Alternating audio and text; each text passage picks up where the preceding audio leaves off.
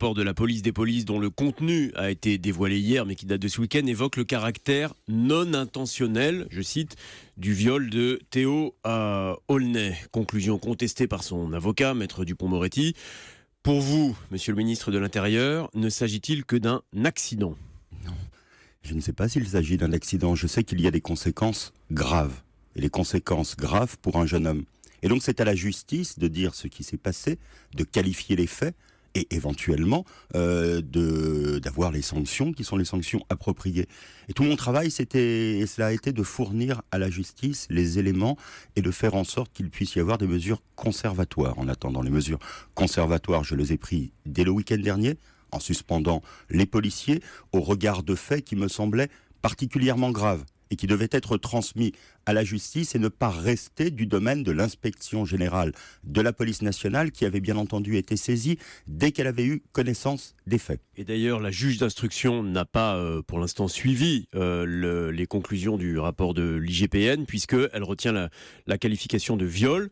D'après vos informations, est-ce qu'il y a bien eu un viol? Mais il n'y a pas à avoir de caractérisation avec mes informations. La justice est saisie et moi je ne veux pas me livrer aux commentaires de ceux qui ne savent pas et qui pensent que l'on peut qualifier cela de telle ou telle autre façon.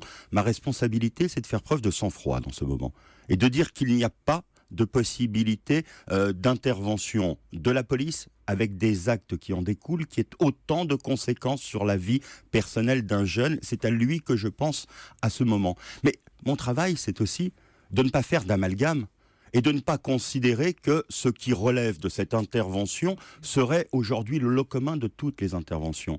De la même façon qu'à Viry-Châtillon, parce que je me préoccupe aussi tous les matins de toutes les affaires qui sont en cours.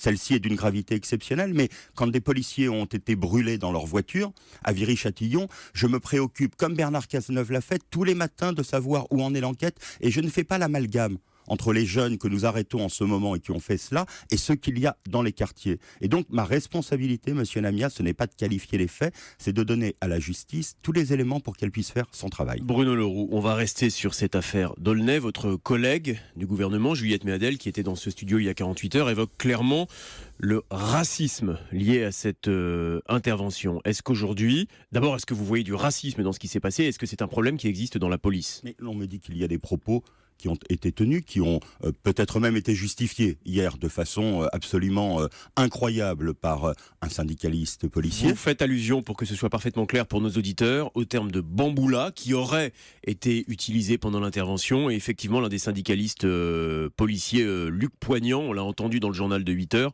a dit que ce terme, bamboula, était à peu près convenable. Ça, c'est admissible, ça ? C'est un propos absolument inadmissible, c'est ce dont je viens de vous parler, et je n'autoriserai absolument aucune forme de racisme. De la même façon, je ne veux que le respect dans les interventions, et le respect, il doit être des deux côtés.